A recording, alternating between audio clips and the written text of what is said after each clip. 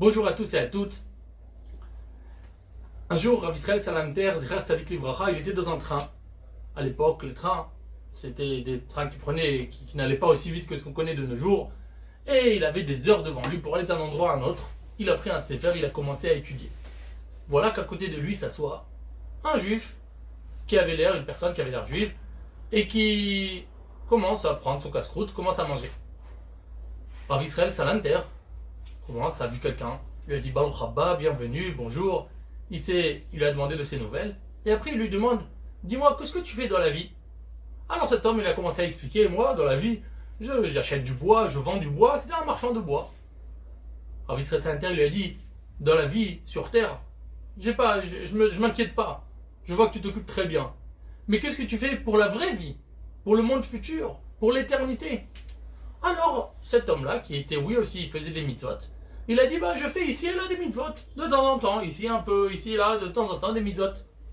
Alors Israël Salanter lui a dit, je ne te comprends pas.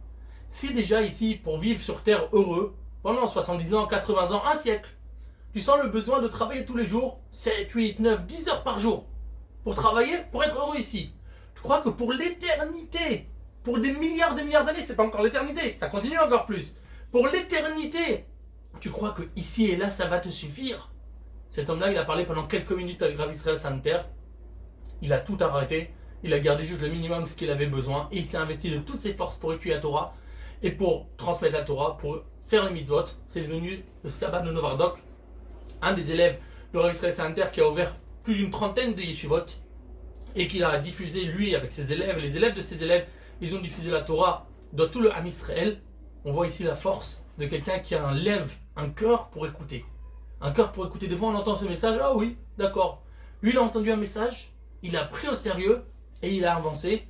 Et c'est ce qu'on peut souhaiter pour Bezrat Hashem, pour tout le monde, qu'on ait toujours ce cœur pour avancer et pour devenir des tzadikim et bien utiliser notre temps sur terre pour être des tzadikim.